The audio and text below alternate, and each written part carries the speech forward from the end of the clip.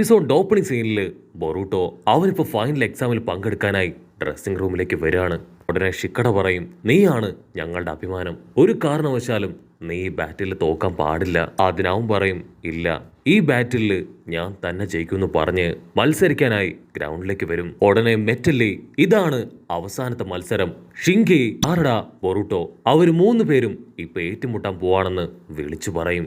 എല്ലാവരും ശ്വാസമൊക്കെ അടക്കി പിടിച്ച് ഇപ്പോ അവരുടെ മത്സരം കാണാൻ റെഡി ആയിട്ട് നിൽക്കുകയാണ്. വിസിൽ നീട്ടി അടിക്കും. അടുത്ത സെക്കൻഡ് ഷിങ്കി അവന്റെ അയൺ സാൻഡ് ഉപയോഗിച്ച് സാരഡയെയും ബൊറൂട്ടോയും ഓറഞ്ചം പൊറഞ്ച് അറ്റാക്ക് ചെയ്യാണ്. ഡാർവിക്കാണെങ്കിൽ അത് കണ്ട് കൺഫ്യൂഷൻ ആവും, ഇവൻ എന്തായി ചെയ്യണേ? അറ്റ് എ ടൈം 2 പേരെയും ഇവൻ ഒരുമിച്ച് അറ്റാക്ക് ചെയ്യാണോ? ഉടനെ ചോദിച്ച ഗാരയോട് ചോദിക്കും, നിന്റെ മകന് ഇത്രയും പവർ ഉണ്ടോ? അറ്റ് എ ടൈം 2 പേരെയൊക്കെ ഫൈറ്റ് ചെയ്ത് തോൽപ്പിക്കാൻ അതിനാവോ? ഗാരയാണെങ്കിൽ അതിന് പ്രത്യേകിച്ച് മറുപടി പറയാതെ ഫൈറ്റ് നോക്കിയിരിക്കും. ഇവിടെ ഷിങ്കി ആണെങ്കിൽ ഇപ്പൊ വീണ്ടും വീണ്ടും അവന്റെ മെറ്റൽ പവർ അത് റിലീസ് ചെയ്തുകൊണ്ടേയിരിക്കും. എനിക്ക് അറ്റ് എ ടൈം 2 പേരെ ഒരുമിച്ച് അറ്റാക്ക് ചെയ്യാൻ കഴിയും. സാരഡയും ബൊറൂട്ടോയും അവർ 2 പേരും കഷ്ടപ്പെട്ട് ബുദ്ധിമുട്ടി അവന്റെ അറ്റാക്കിൽ നിന്നും രക്ഷപ്പെട്ടു വരും.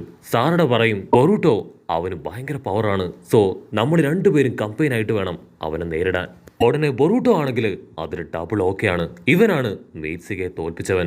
നമ്മുടെ ഗ്രാമത്തിലേക്ക് വന്ന് നമ്മുടെ ഗ്രാമത്തിലുള്ളവരെ തോൽപ്പിച്ച് ജയിച്ചു പോകാനായിട്ട് ഇവനെ അനുവദിക്കാൻ പാടില്ല എന്ന് പറഞ്ഞ് ആരുടെയും ബൊറൂട്ടോയും അവർ 2 പേരും ഇപ്പൊ കമ്പൈൻ അറ്റാക്ക് സ്റ്റാർട്ട് ചെയ്യും. ഉടനെ ഷിങ്കി പറയും, നിങ്ങൾ 2 പേരും എനിക്കെതിരെ ഫൈറ്റ് ചെയ്താലും കാര്യമില്ല, എന്റെ സാൻഡ് പവറിന് മുൻപിൽ നിങ്ങളുടെ ഒന്നും പവർ അതൊരു പവറേ അല്ല എന്ന് പറയും. ബൊറൂട്ടോയ്ക്കാണെങ്കിൽ അത് കേട്ട് കലി ഇളകും. അവനുടനെ അവന്റെ 4 ക്ലൗൺസുകളെ ക്രിയേറ്റ് ചെയ്ത് വമ്പ സ്പീഡിൽ ഷിങ്കിക്ക് ചുറ്റും അങ്ങനെ ഓടിക്കൊണ്ടേയിരിക്കും. ഓടുന്തോറും അവൻ പേപ്പർ ബോംബുകൾ ഷിങ്കിക്ക് നേരെ വലിച്ചെറിയാണ്. കറക്റ്റ് സമയത്ത് സാരഡ അവൾ ഫയർബോൾ ജിപ്സ് ഉപയോഗിച്ച് ആ പേപ്പർ ബോംബിൽ അടിക്കും. ഫയർബോളും പേപ്പർ ബോംബും അങ്ങനെ എല്ലാം കൂടി ചേർന്ന് ഷിങ്കിയുടെ അടുത്ത് നിന്ന് പൊട്ടി അങ്ങോട്ട് തെറിക്കുകയാണ്. വാവ്, അടിപൊളി. സാരഡയ്ക്കാണെങ്കിൽ ഷിക്കമരുവിനാണെങ്കിൽ ആ ഒരു അറ്റാക്ക് ഭയങ്കരമായിട്ട് ഇഷ്ടാവും. നമ്മുടെ പിള്ളേര് അവർ ഉഷാറാണ്. അപ്പോഴായിരിക്കും ഇവിടെ ഒരു വമ്പൻ ട്വിസ്റ്റ്. ഷിങ്കി അവനാണെങ്കിൽ ഇൻസാൻഡ് ഉപയോഗിച്ച് അങ്ങനെ 2 കൈ ക്രിയേറ്റ് ചെയ്തിരിക്കുകയാണ്. അതിലവൻ അവനെ തന്നെ സേവ് ചെയ്ത് പിടിച്ചിരിക്കുകയാണ്. അതിനുശേഷം അവൻ അയണിലേക്ക് ലൈറ്റ്നിങ് പവർ കൊണ്ടുവരും. ആ പവർ കണ്ട് ഗാറ പറയും, ഇത് ഷിങ്കിയുടെ ഒരു സ്പെഷ്യൽ പവറാണ്. അതേ സമയത്ത് ഇതുപയോഗിച്ച് അവനെ കൊണ്ട് റെസിസ്റ്റ് ചെയ്യാനും അറ്റാക്ക് ചെയ്യാനും കഴിയും. അതാണ് ഇതിന്റെ പ്രത്യേകത. അടുത്ത നിമിഷം അവന്റെ അറ്റാക്ക് അത് നമ്മുടെ ആൾക്കാർക്ക് നേരെ വീഴാണ്. ബൊറൂട്ടോ അവന്റെ ക്ലൗൺ വെച്ച് സാരഡയെ സേവ് ചെയ്യാൻ ശ്രമിക്കും. പക്ഷേ അപ്പോഴേക്കും ബൊറൂട്ടോയെ ആ അയൺ കൈ അത് അറ്റാക്ക് ചെയ്യാണ്.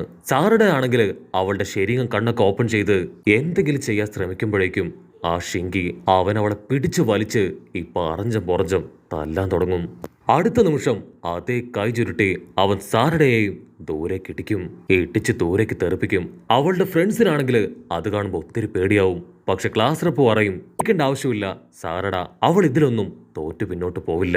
സാരഡ പതിയെ എഴുന്നേറ്റ് ഇപ്പൊ ബൊറൂട്ടോയുടെ അടുത്തേക്ക് വരും. അത് അയൺ സാൻഡ് ആണ്. അവ മാഗ്നറ്റിക് പവറും ലൈറ്റ്നിങ് പവറും എല്ലാം വെച്ചാണ് അതിനെ കൺട്രോൾ ചെയ്തുകൊണ്ടിരിക്കുന്നത്. സാരഡ പറയും, നീ മീറ്റ്സിയുടെ ഫൈറ്റ് അത് ശ്രദ്ധിച്ചു കണ്ടില്ലായിരുന്നോ?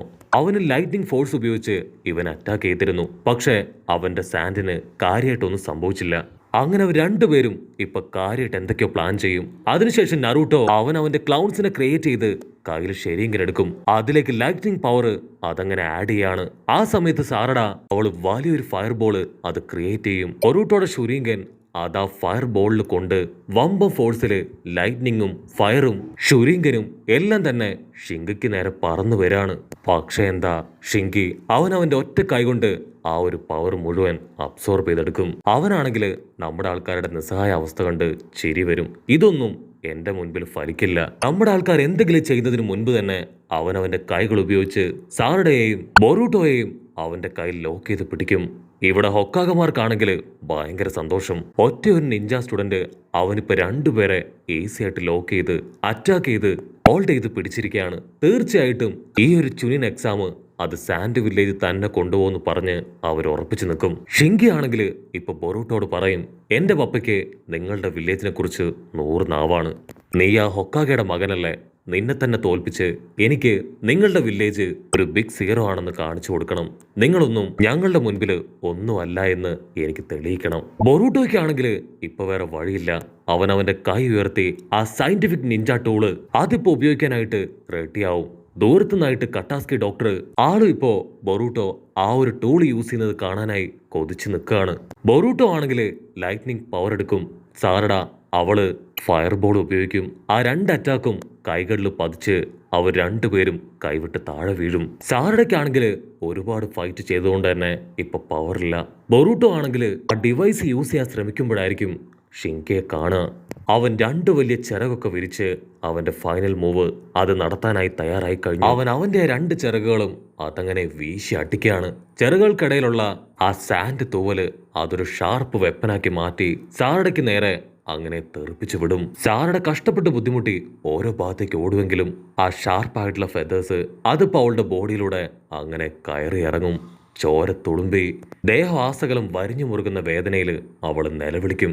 അവന്റെ ആ ഒരു സ്ട്രോങ് അറ്റാക്കില് സാറഡ അവള് തെറിച്ചു പോയി അടിച്ചു വീഴും. പിന്നെ അവൾക്ക് അനക്കൊണ്ടാവില്ല. ലീ ഓടി വന്ന് ഇപ്പൊ സാറഡയെ ചെക്ക് ചെയ്യും. അവൾ ഓൾറെഡി തോറ്റുപോയിരിക്കുകയാണ്.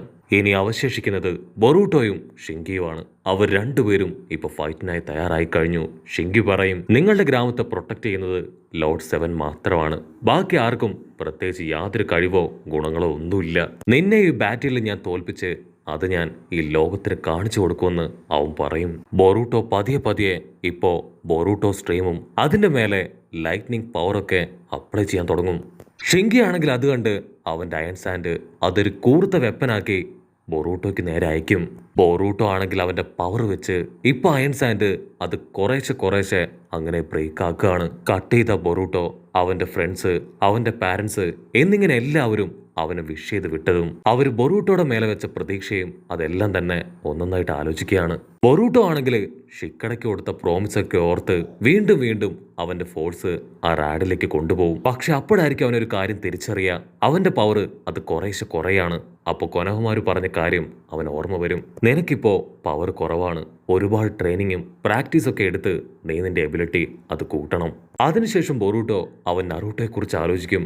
അവൻ അവസാനമായിട്ട് നറൂട്ടോയുടെ കൈ തൊട്ട് ഒരു പ്രോമിസ് പോലും കൊടുക്കാൻ വേണ്ടി കഴിഞ്ഞില്ല. എനിക്ക് വേറെ വഴിയില്ല എന്ന് പറഞ്ഞു ബൊറൂട്ടോ അവൻ ആ നിഞ്ച ടൂൾ യൂസ് ചെയ്ത് പർപ്പിൾ ലൈറ്റ്നിങ് പവർ അതാ റാഡിലേക്ക് ആഞ്ഞടുപ്പിക്കുകയാണ്. ഒരു സെക്കൻഡ് എല്ലാവരും അത് കണ്ട് ഫ്രീസായി പോവും. സെക്കൻഡുകൾ കൊണ്ട് അയൺ സാൻഡ് അത് മുഴുവനായിട്ടും തകർത്ത് ഒരൊറ്റ ഇടി കൊടുക്കും ഷിങ്കിയുടെ നെഞ്ചിൽ തന്നെ.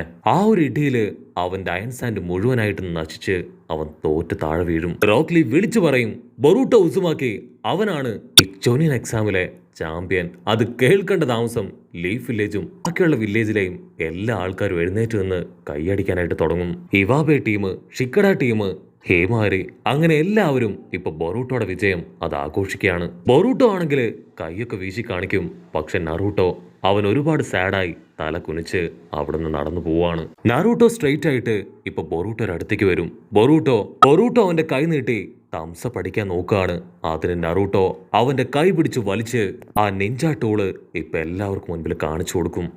നറൂട്ടോ വിളിച്ചു പറയും, ആരും ഒരു കാരണവശാലും ജൂനിയർ എക്സാമില് ഇതുപോലുള്ള ടൂൾസ് അത് ഉപയോഗിക്കാനായിട്ട് പാടില്ല. അങ്ങനെ ഉപയോഗിക്കുകയാണെങ്കിൽ അവർ എക്സാമിൽ നിന്ന് ഫെയിലാവും. അത് കേട്ട് എല്ലാവരും ഒരു സെക്കൻഡ് ഷോക്കാവുകയാണ്. നറൂട്ടോയെ ഉടനെ ഇപ്പൊ എക്സാമിൽ നിന്ന് അവർ ഡിസ്ക്വാളിഫൈ ചെയ്യാണ്. കാഗാസ് എല്ലാവരും ഇപ്പൊ ബൊറൂട്ടോയെ നോക്കി കുറ്റപ്പെടുത്താൻ തുടങ്ങും. അവൻ നറൂട്ടോയുടെ മകനല്ലേ, അവന്റെ ഭാഗത്തു നിന്ന് ഒരിക്കലും ഇങ്ങനെയൊന്നും ഉണ്ടാവാനായിട്ട് പാടില്ലായിരുന്നു. ഷിക്കടയ്ക്കാണെങ്കിൽ അത് കണ്ട് സഹിക്കില്ല. അവൻ ടെൻഷനായിട്ട് ഇപ്പൊ ബൊറൂട്ടോയെ വിളിക്കും. അവിടെ കൂടിയിരുന്ന ജനങ്ങൾ മുഴുവൻ ഇപ്പൊ ബൊറൂട്ടോയെ നോക്കി കളിയാക്കുകയാണ്. നറൂട്ടോ അവനാണെങ്കിൽ ബൊറൂട്ടോയുടെ തലയിലുണ്ടായിരുന്ന ആ ഹെഡ് ബാൻഡ് അതങ്ങനെ ഊരിയെടുക്കുകയാണ്. ഇനി നീ നിഞ്ച ആവാൻ പോലും യോഗ്യതയില്ലാത്തവനാണ്. നീ ഇപ്പൊ തന്നെ എന്റെ കൂടെ മാൻഷനിലേക്ക് വരണം, എനിക്ക് ചില കാര്യങ്ങൾ നിന്നോട് സംസാരിക്കാനുണ്ട്. അതിന് ബൊറൂട്ടോ ദേഷ്യപ്പെട്ട് പറയും, ഇതിനെല്ലാ കാരണക്കാരൻ പപ്പയാണ്, എനിക്ക് പപ്പയോട് ഒന്നും സംസാരിക്കാനില്ല. ആ ഗ്യാപ്പില് ഇപ്പൊ ഡോക്ടർ അവിടേക്ക് വരും. ഡോക്ടർ പറയും, ബൊറൂട്ടോ യൂസ് ചെയ്ത ആ ഒരു സയന്റിഫിക് നിഞ്ച ടൂള് അത് കണ്ടുപിടിച്ചത് ഞാനാണ്. നിങ്ങൾക്ക് 5 വില്ലേജിനും ഈ ഒരു നിഞ്ച ടൂള് എത്ര വേണമെങ്കിലും യൂസ് ചെയ്യാം. നറൂട്ടോയ്ക്കാണെങ്കിൽ അത് കേട്ട് കൺട്രോൾ പോവും. അവനിപ്പോ ആ ഡോക്ടറിനോട് ദേഷ്യപ്പെട്ട് സംസാരിക്കാനായിട്ട് തുടങ്ങും. ബൊറൂട്ടോയ്ക്ക് അത് കാണുമ്പോഴായിരിക്കും മനസ്സിലാവുക ആ ഡോക്ടർ അവനെ യൂട്ടിലൈസ് ചെയ്യായിരുന്നു. അപ്പൊ അതേ സമയത്ത് ലോങ് ഷോട്ടില് ആ വില്ലന്മാര് അവരാണെങ്കിൽ അവിടേക്ക് ഹായായിട്ട് വരികയാണ്. അവരെ കണ്ട് നറൂട്ടോ അവനങ്ങനെ ഷോക്കാവുന്നതോട് കൂടെ ഈ ഒരു എപ്പിസോഡും അവസാനിക്കുന്നു. എപ്പിസോഡ് ഇഷ്ടപ്പെടുകയാണെങ്കിൽ തീർച്ചയായിട്ടും ലൈക്ക് ചെയ്യാനും കമന്റ് ചെയ്യാനും ഷെയർ ചെയ്യാനും മറക്കല്ലേ. അടുത്തൊരു അടിപൊളി എപ്പിസോഡുമായിട്ട് കാണുന്നവരെ it's me with Mallu episode.